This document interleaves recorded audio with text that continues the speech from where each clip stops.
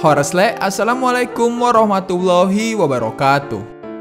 Pada kesempatan kali ini, saya akan membahas salah satu film Thailand terbaik menurut saya, yaitu Brother of the Year. Sebelum melanjutkan video ini, saya sarankan kalian untuk menonton filmnya secara langsung terlebih dahulu untuk mendapatkan pengalaman menonton yang jauh lebih baik.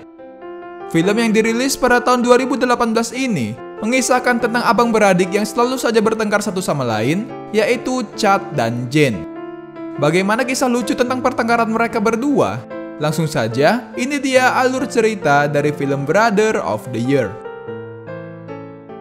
Life could be a dream, life could be a dream. Trouble.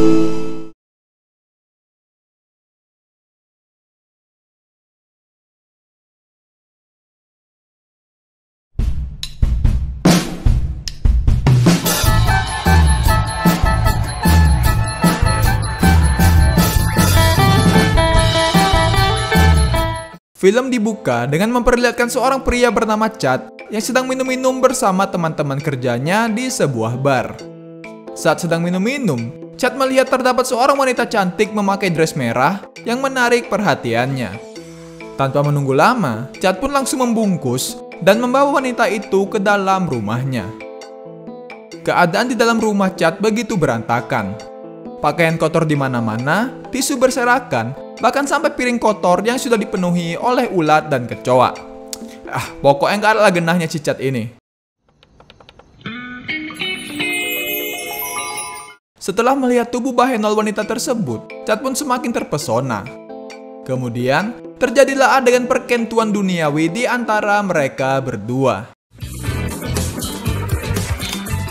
Sementara itu, di luar rumah terlihat seorang wanita yang baru saja pulang entah dari mana. Ketika hendak masuk ke dalam rumah itu, ia melihat terdapat sandal dari wanita yang dibawa Chad tadi. Chad yang lagi nikmat-nikmatnya melakukan perkentuan pun harus rela mengakhiri adegan tersebut dengan kondisi kentang dan anti klimaks. Agar tidak terlihat bersalah, Chad malah berpura-pura sedang membahas bisnis dengan wanita tersebut dengan bekas lipstik yang masih berada di pipinya. Ternyata, wanita yang baru pulang itu adalah adik dari Chad yang bernama Jin.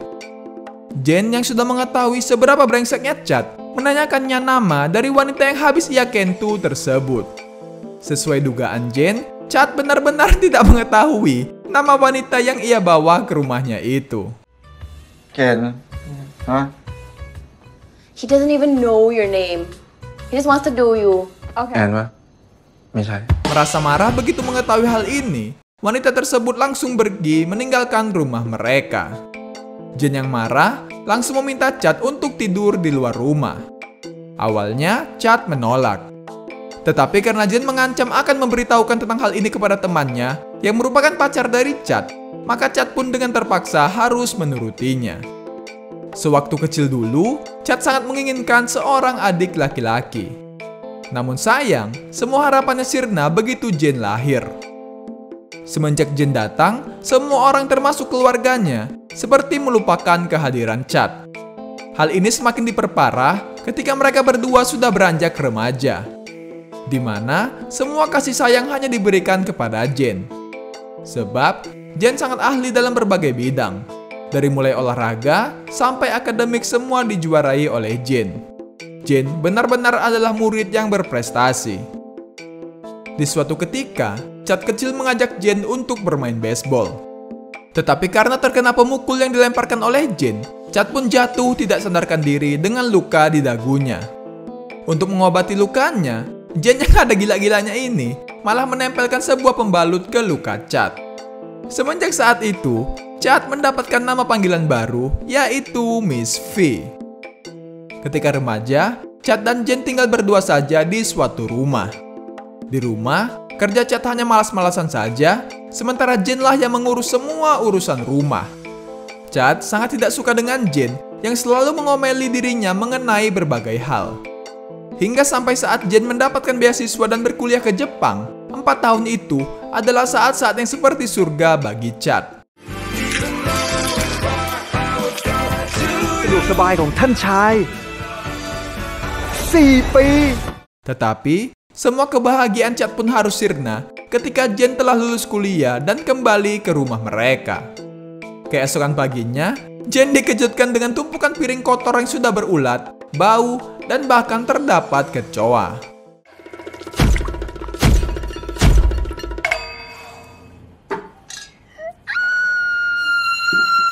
Sama seperti Chad yang menyimpan banyak kekesalan kepada Jen pun juga demikian. Ia begitu tidak suka kepada Chad sang kakak yang merupakan seorang pemalas, pecundang, dan tidak berguna. Ternyata, perseteruan di antara mereka berdua sudah terjadi sejak kecil. Ketika mereka duduk di bangku sekolah, karena terlalu bodoh, Chad sampai sering diminta oleh gurunya untuk belajar bersama dengan adiknya Jen yang merupakan murid terpintar di sekolah itu. Meskipun mereka memiliki selisih umur 5 tahun. Saat mereka tinggal berdua, Chad tidak pernah melakukan apapun. Seluruh urusan rumah dikerjakan oleh Jen, dari mulai bersih-bersih, mencuci, hingga mengganti bola lampu. Suatu hari, Jen tampak sedang melakukan interview pekerjaan di sebuah perusahaan penghasil produk rumah asal Jepang bernama Shiruku. Berkuliah selama 4 tahun di Jepang, membuat Jen dapat berbicara bahasa Jepang dengan cukup lancar. Ide pemasaran yang diberikan oleh Jen disambut baik oleh mereka. Di sini terlihat jika Moji, yaitu salah satu karyawan yang melakukan interview terhadap Jen, tampak menaruh hati kepadanya. Singkat cerita, Jen pun diterima kerja di perusahaan tersebut. Sebagai tradisi penyambutan karyawan baru, Jen diajak bermain baseball bersama karyawan-karyawan yang lain. Ketika bermain, Moji merasa terpesona oleh Jen yang sedang memegang pemukul baseball yang menurutnya begitu cantik. Kemudian, dengan memanfaatkan pesonanya, Jen berhasil memenangkan pertandingan baseball tersebut.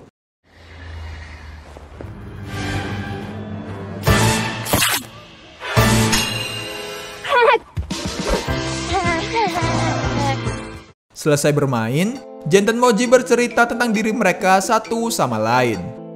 Moji sendiri adalah orang Jepang yang ditempatkan di Thailand oleh perusahaan tempat dirinya bekerja. Di kantor, Chad bertemu dengan seorang karyawan magang bernama Dear yang meminta bantuannya untuk memperbaiki sebuah printer. ไม่ใช่อันนี้ อ๋อกระดาษมันติดอยู่นี่นี่เอง เย่บนนี้อย่าออกมาอย่าออกมานะก็เอามือจกเข้าไปในช่องนี้เนี่ยแล้วก็ดึงกระดาษให้ยืมกระดาษเนี่ย ก็ยืนอยู่นี่ไง Siangnya, Chad beserta timnya melakukan rapat dengan klien mereka yang tak lain adalah perusahaan Shiruku yang saat itu diwakilkan oleh Monji. Chad sendiri merupakan seorang advertising eksekutif dari sebuah perusahaan periklanan bernama Sono Advertising. Yang mengejutkan, ternyata Jen adalah asisten manajer pemasaran dari Shiruku yang merupakan klien dari Chad. Baru saja rapat akan dimulai, Jen dan Chad sudah terlibat sedikit perseteruan, di mana Jen menganggap jika ketiga ide iklan yang diajukan oleh Chad tidak memiliki perbedaan. Sebetulnya bukan menurut Jen aja sih, menurut aku pun juga. Nih kalian lihat nih ya weh.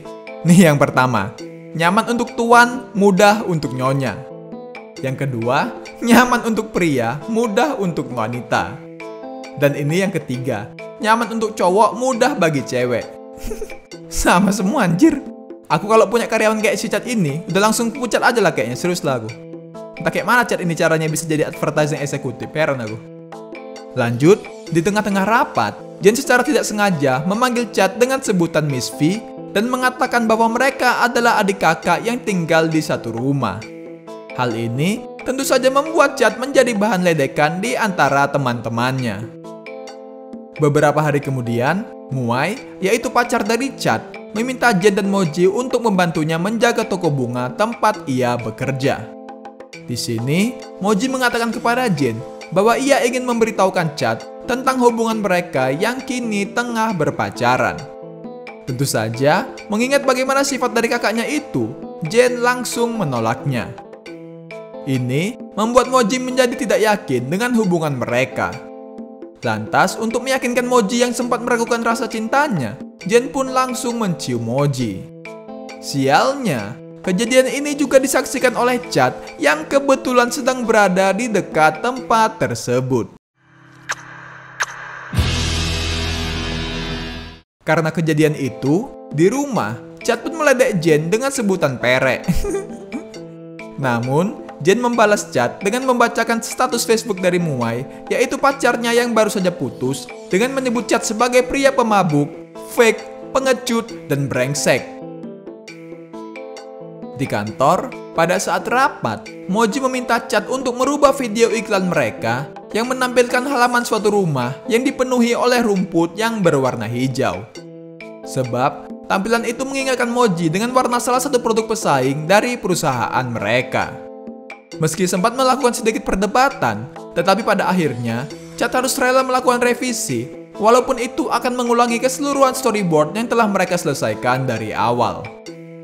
Di toilet, Chad yang kesal mengeluhkan tentang ide mereka yang kerap kali mendapat penolakan dari perusahaan Shiruku kepada salah seorang rekan kerjanya.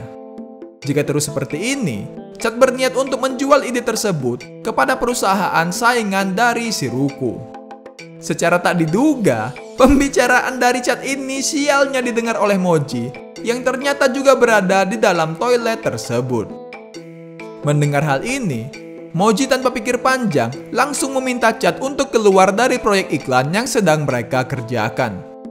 Moji juga berniat untuk mengadukan hal ini kepada bosnya, yaitu Tuan Saito. Namun dengan liciknya, Chad yang mengetahui hubungan Moji dengan Jin mengancam akan membuat Jin putus dari dirinya. Karena takut, Moji pun berjanji untuk tidak memberitahukan bosnya mengenai hal ini. Naas bagi Moji, sebab ternyata pembicaraan mereka didengar oleh Tuan Saito yang kebetulan sedang merokok di atas mereka. Akibat dari perbuatannya itu, Tuan Saito berencana akan mengembalikan Moji ke kantor pusat perusahaan mereka yang berada di Jepang. Malam harinya, Moji langsung menceritakan masalah ini kepada Jen. Tentu saja, Jen sangat marah sekaligus kesal mendengar kelakuan jahat dari Chad sang kakak. Sebelum dirinya dipulangkan kembali ke Jepang, Moji melamar Jen dan meminta Jen untuk ikut tinggal di Jepang bersamanya. Sayang, Jen menolaknya. Sebab Jen merasa jika hubungan mereka masih terlalu singkat, yakni baru berjalan 2 bulan. Ia merasa takut jika pernikahan mereka nantinya akan mengalami kegagalan. Karena sangat marah dengan perbuatan sang kakak, Jen langsung meminta perusahaan tempat Chad bekerja untuk mengeluarkannya dari proyek periklanan antara perusahaan Shiruku dan Sono Advertising. Keesokan harinya, Chad tampak begitu kesal ketika mendapatkan informasi bahwa adiknya sendirilah yang memberhentikan dirinya dari proyek tersebut. Beberapa hari kemudian, Jen meminta Chad untuk menjemput dirinya yang sedang melakukan pemeriksaan mata di sebuah klinik. Karena Chad tidak kunjung datang, Jen akhirnya meminta Moji untuk menjemputnya. Di sini, saking dalamnya perasaan Moji kepada Jen, ia bahkan sampai berniat untuk mengundurkan diri dari Shiruku yang akan memulangkannya kembali ke Jepang dan akan berusaha mencari kerja di Thailand hanya untuk bisa bersama dengan Jen. Karena melihat tekad Moji yang sangat kuat ini, Jen pun pada akhirnya menerima lamaran pernikahan dari Moji.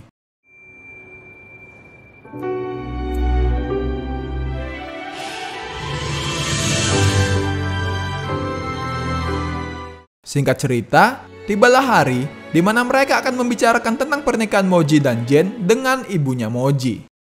Tak disangka, ternyata Chad sudah berada di tempat tersebut. Alasan kehadiran Chad di sini adalah sebagai perwakilan dari ibu mereka yang berhalangan hadir. Sebenarnya, Chad tidak merestui pernikahan antara Jen dan Moji. Itu sebabnya, Chad melakukan berbagai macam hal agar pernikahan mereka tidak terwujud. Dimulai dari mengatakan hal yang tidak senonoh, bertingkah tidak sopan, mengotori makanan mereka, bahkan sampai meminta jumlah uang yang tidak masuk akal sebagai mahar untuk menikahi adiknya. Tetapi meski begitu, Moji yang sudah sangat mencintai Jen menyanggupi jumlah mahar yang tidak masuk akal tersebut. Hingga sampai saat Moji memberitahu bahwa mereka akan melangsungkan pernikahannya bulan depan, sekaligus ia akan membawa Jen ke Jepang untuk tinggal di sana, Chad yang tidak rela adiknya pergi pun langsung meminta mereka untuk membatalkan pernikahan itu dan membawa Jen pergi meninggalkan tempat tersebut. พี่คอย กลับบ้าน Apaan? Di rumah, Jane yang sebelumnya memang sudah memiliki kekesalan terhadap Chad, semakin dibuat kesal karena kejadian tadi. Jane kembali mengungkit soal betapa lelahnya ia melakukan semua urusan rumah seorang diri, sementara Chad sang kakak hanya bermalas-malasan saja. Tak sampai di situ, Jane bahkan sampai berniat untuk menjual rumah yang mereka tinggali sekarang dan mengembalikan semua uang Chad yang ternyata hanya membayar cicilan rumah mereka, bahkan tidak sampai setengahnya. Setelah itu, Jane kembali menemui Ibu Moji dan memberitahu bahwa mereka tidak perlu khawatir lagi tentang Chad dikarenakan ibunya telah memberikan izin Jane untuk menikah dengan Moji. Di sisi lain, Chad yang sedang stres di apartemennya sendirian memutuskan untuk pergi minum-minum di sebuah bar bersama dengan Deer, yaitu anak magang di kantor tempat dirinya bekerja. Seiring berjalannya waktu, hubungan mereka terlihat semakin dekat. Mereka berdua sering pergi minum-minum dan bersenang-senang bersama. Karena merasa hubungan mereka sudah cukup dekat, Chad pun mencoba untuk mencium Deer. Tetapi Deer langsung menolak melakukannya. Ini dilakukan Deer sebab dari awal ia tidak memiliki perasaan apapun terhadap Chad, meskipun mereka sering pergi berkencan dan bersenang-senang berdua. Bagai jatuh tertimpa eskalator, setelah ditolak oleh wanita yang cukup dekat dengan dirinya, Chad harus rela kehilangan pekerjaannya karena ketahuan minum minuman keras di kantornya pada saat jam kerja. Di kantor, Jane memberikan undangan pernikahannya kepada Deer. Jane menanyakan kabar mengenai Chad sang kakak kepada Deer. Deer lalu memberitahu bahwa Chad sudah dipecat dari perusahaan mereka. Mendengar hal itu, Jane kemudian meminta tolong sesuatu kepada Deer. Ketika sedang mengemasi barang-barangnya dari kantor, di lift, Chad bertemu dengan Deer. Mengingat tentang apa yang terjadi di antara mereka dahulu, kini Chad dan Deer terlihat begitu canggung. Deer yang tahu bahwa Chad sudah dipecat dari pekerjaannya, memberikan kontak salah seorang kenalannya yang sedang mencari karyawan kepada Chad. ถือเป็นของขวัญอำลาแล้วกัน Thank you. Walaupun Jane dan Chad sedang bertengkar, tetapi pada dasarnya mereka kerap merindukan, mengkhawatirkan, dan menyayangi satu sama lain. Pada suatu malam, mereka berdua memutuskan untuk bertemu.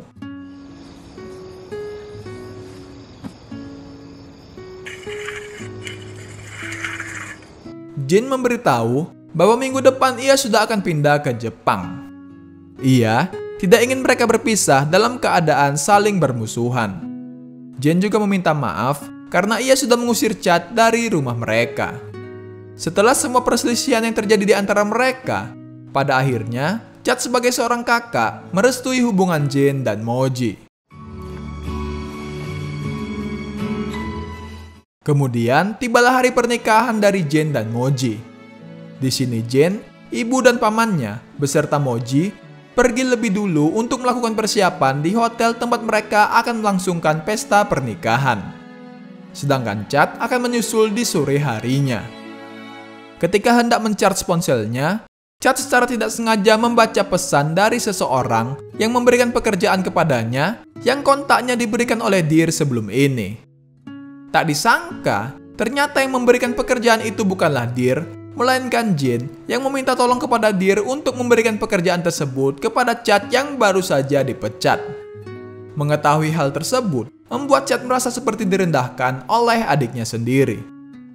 Alhasil, Chad yang semula berniat menghadiri acara pernikahan adiknya. Karena hal ini, ia malah justru lebih memilih untuk menghabiskan waktunya dengan memancing dan mabuk-mabukan sampai pagi bersama salah seorang temannya.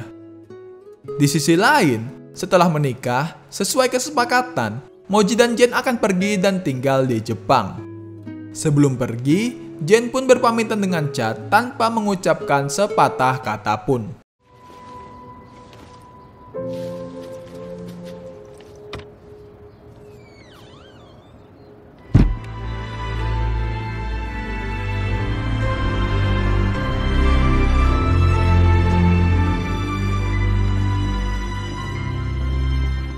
Beberapa tahun kemudian, Jane yang saat ini sudah tinggal di Jepang tampak begitu bahagia dengan pernikahannya bersama Moji. เยอะๆนะ ขอบคุณครับ เจนช่วยค่ะ ไม่เป็นไร เป็นไงหนูน้อย Beberapa tahun kemudian, Jane pun memiliki seorang anak laki-laki yang sangat lucu bernama Rio. Sesekali, ibu dan pamannya datang mengunjungi mereka. 6 tahun kemudian, setelah tidak adanya Jane dalam hidupnya, Chad pun harus rela melakukan semua pekerjaan rumah sendirian. Suatu ketika, setelah bertahun-tahun lamanya, secara tidak sengaja Chad kembali bertemu dengan Deer.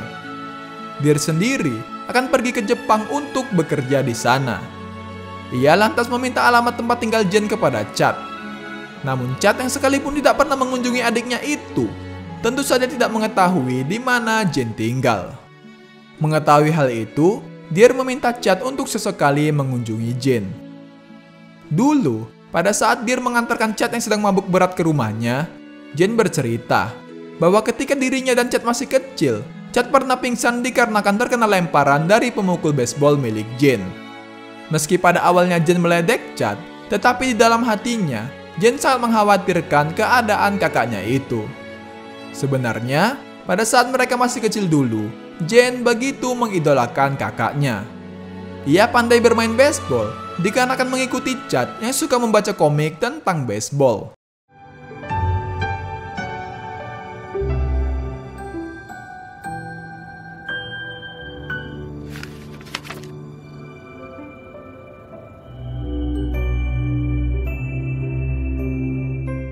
Setelah menyadari bahwa pada dasarnya Jane sangat menyayangi dirinya, Chad kemudian memutuskan untuk pergi mengunjungi Jane. Setelah bertahun-tahun lamanya, akhirnya Chad kini bertemu dengan adiknya. Jane รู้สึกเหมือนใครมาอีก อันไหนคะไหน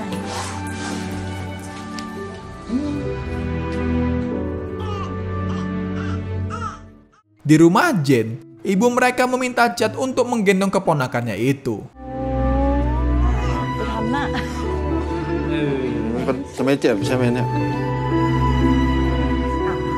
มองลุงอีกแล้ว Tak berselang lama, Rio yang sekarang sudah bersekolah telah pulang. Jane meminta Rio untuk menyapa pamannya, yaitu Paman Miss V.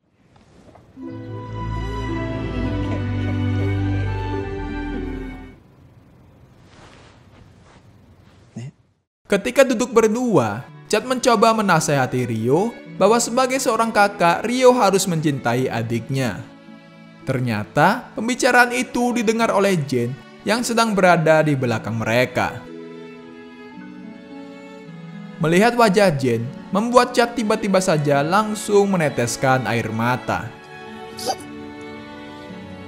Lantas, Jane langsung menghampiri Chad untuk memeluknya.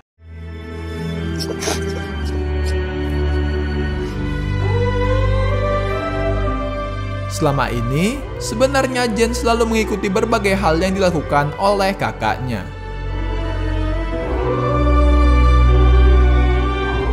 Kemudian, film pun ditutup dengan memperlihatkan Jane dan Chad yang sedang bermain lempar tangkap bersama.